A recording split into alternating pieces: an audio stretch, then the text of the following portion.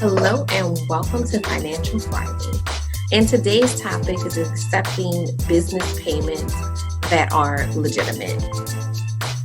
And I know some people are like, well, what does that mean exactly?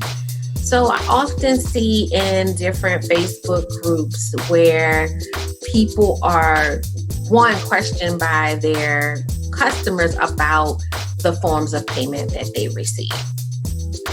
And my feeling on that is you as a business owner have to decide what type of payments that you receive. You do want to make it easy for your customers to make payments, but you have to make a decision on what that means and how many methods that entails, because you're going to have to keep track of all of that. So that's something that should be dictated by you and not necessarily your clients. Now, if you find that you are in a position where the payment method that you do require is, prohibiting sales, then you may want to look into some other options, like if you accept checks only.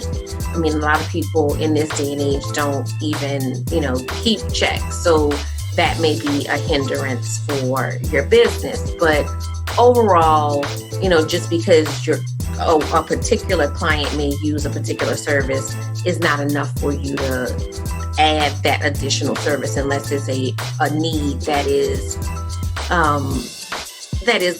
expressed further than that one particular client. But that's another topic, I guess. What I want to talk about is making sure that the types of payment that you are receiving are actual business payments that are set up for businesses. So I often see people who will, request money through Zelle or through Venmo or through Cash App. And you want to be careful as a business owner with accepting those sort of payments. Those payment options were set up for people to exchange money personally. So if your child is in college and they need, some additional spending money, then that's what those types of apps were set up for. If if your grandkids are across the country and you want to send them some money for their birthday, if, somebody, is, in a bad situation and you need to send them some cash for, their water heater that just broke or whatever that is, that's what those types of payment were set up for individuals to send money to other individuals. The reason why I caution you when accepting those types of payment is that there is no protection for you as a business owner. So when you use things like, PayPal, the actual business account, not when people just send you cash to your email, but if you actually have a business account with PayPal, or if you use Stripe or Square as a business, then there are protections from those particular companies for you as a business, because they know that it's a business transaction.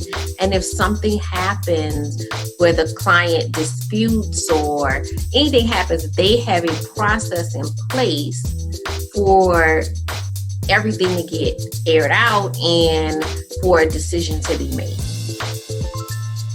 When you send business payments through these personal means, and I do want to add PayPal to the list if you are sending it as friends and family. If you send business payment through personal means and something happens and that person stops payment or whatever it is, there is no protection for you as a business. And that is an easy way for someone to obtain your services, your product, what have you, and go back and scam and, do whatever. And there's no recourse. So you want to be sure that you are putting yourself in a position to be protected, because you don't want to lose money. I mean, you are providing a product, a service, and you want to be paid for it, and you don't want to lose money. Now, I know the counter argument is, well, all the fees with this, that, and the other. The fees are a cost of doing business. So that's one. Two, you can write those fees off on your taxes. So this is another point where it's like, do you want to be set up as a legitimate business or not? But you want to do those things that are setting you up as a legitimate business, but also protecting you as a business, because as you continue to grow, you are going to come across, people who try to, fraud your business or try to get refunds, try to do all these different things. And you don't want to be wasting time that you could be doing something productive in your business, chasing after money that when you really ultimately have no real recourse if things go awry. So I challenge you to step it up and to use, one of these other services for your business.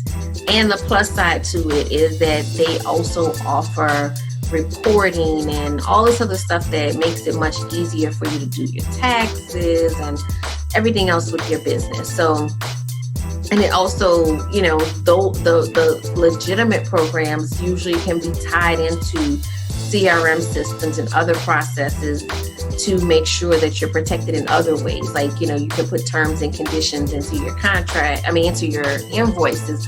So it, serves as a mini contract. And there's just so many other protections by going the correct route. So that's my financial tip for today. And I will see you guys next week.